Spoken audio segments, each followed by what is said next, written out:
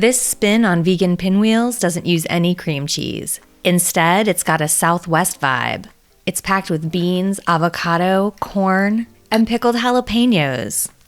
It has tons of flavor, amazing texture, and makes a great party food or lunchbox addition.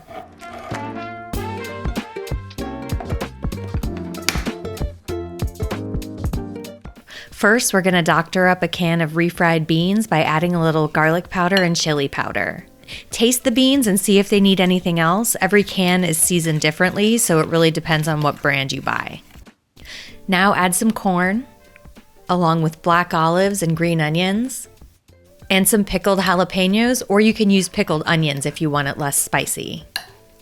Mix that all together until it's well combined, and then spread some of that filling onto a large tortilla. You can use a flour tortilla, a gluten-free one, anything you want as long as you can roll it without it cracking. Then slice up some avocado and pile avocado onto half of the filling.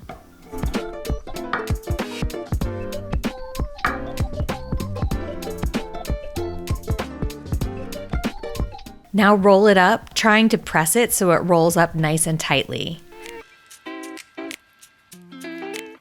Then place it seam side down on your cutting board and slice it into pieces.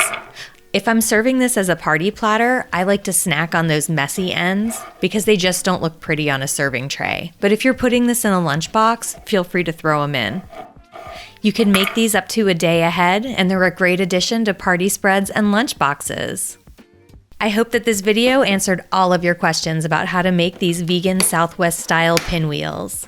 If you have any questions I didn't address, feel free to drop a comment. I'm always happy to help.